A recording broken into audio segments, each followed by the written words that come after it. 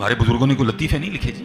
یہ کتاب ہے تذکرہ غوثیہ، یہ غوث علی شاہ صاحب رحمۃ اللہ تعالی علیہ کے ملفوظات. آپ فرماتے ہیں میں حج کرنے کے لیے گیا اور میں بمبئی بندرگاہ سے بحری جہاز پہ بیٹھا. میں نے کہا آپ جہاز کے مولے میں؟ اس نے کہا ہاں.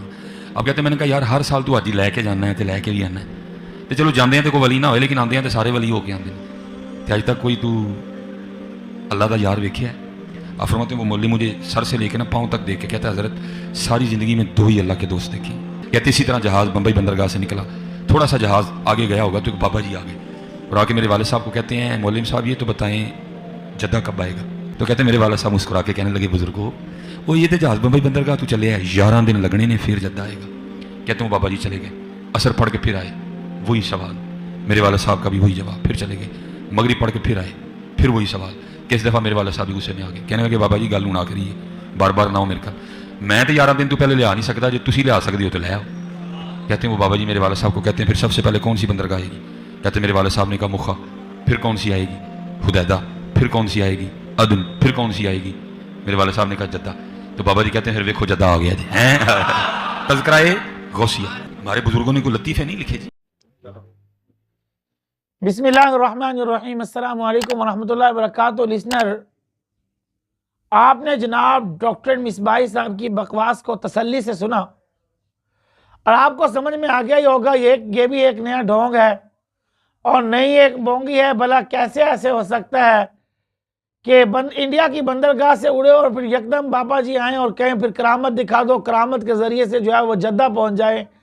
ایسا نہیں ہو سکتا، ہرگز نہیں ہو سکتا. یہ مگر جھوٹ پر مبنی ایک کہانی ہے جو ڈاکٹر مصباحی صاحب اکثر گھڑتے رہتے ہیں اور اسے کرامات بناتے رہتے ہیں. یہ جھوٹ کو کرامات بنانا تو ان کی عادت شریفہ بن چکی ہے. اب ان کی عادت شریفہ یہ ہے کہ ہر جھوٹ اپنی طرف سے بناتے ہیں اور اس کو کرامت بنا دیتے ہیں.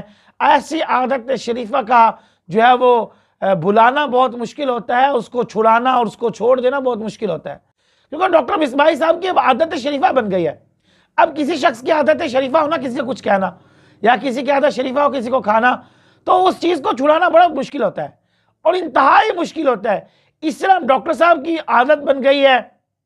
اب بار بار اس پر ڈاکٹر صاحب کو جو ہے وہ کھلانا اور ڈانٹ پلانا اور یہ بات کرنا بہت مشکل ہے، کیونکہ اس لیے ہم تو بار بار کہتے رہتے ہیں لیکن ڈاکٹر صاحب کی عادت شریفہ بن چکی ہے. اب عادت کو چھڑانا بہت مشکل ہے. اب ڈاکٹر صاحب ہر کوئی کہانی کے اندر اپنی بونگی ڈھونڈتے ہیں اور اس کو کرامات بنا دیتے ہیں. اب حالانکہ ڈاکٹر صاحب کو یہ نہیں پتا کہ اصل کرامت کی تعریف کیا ہے، کرامت کہتے کسے ہیں اور کرامت کا صدور کب ہوتا ہے. بس ڈاکٹر صاحب کو تو اپنی آئیں بائیں شائیں اور بونگی مارنے کی پڑی ہوئی ہے. ڈاکٹر صاحب کا اور کوئی کام نہیں ہے. تو میرے معزز سامعین، جس کا جو ہے وہ کھانا پینا اور چلنا اٹھنا بیٹھنا عزت وہ سب کچھ جھوٹ سے چل رہی ہو، اس کو کیا ضرورت ہے حقیقت بتانے کی، اس کو کیا ضرورت ہے حقیقت سے پردہ اٹھانے کی. اس لیے ڈاکٹر صاحب کی عادت بن چکی ہے، اب عادت کو چھوڑنا ناممکن ہے. تو میرے معزز سامعین، یہ آپ بھی جانتے ہیں کہ جھوٹ ہے، میں بھی بتاتا ہوں کہ جھوٹ ہے، لوگ بھی کہتے ہیں کہ جھوٹ ہے، مگر بات وہی ہے کہ یہ ہٹ درم اور ضدی ہیں، یہ کسی کی بات ماننے کو تیار نہیں ہیں. اللہ رب العزت صحیح دین پر چلنے کی توفیق عطا فرمائے، ان لوگوں کو ہدایت نصیب فرمائے، ان لوگوں کو بھی جھوٹ چھوڑنے کی توفیق عطا فرمائے. آخر دعوانا الحمدللہ رب العالمین.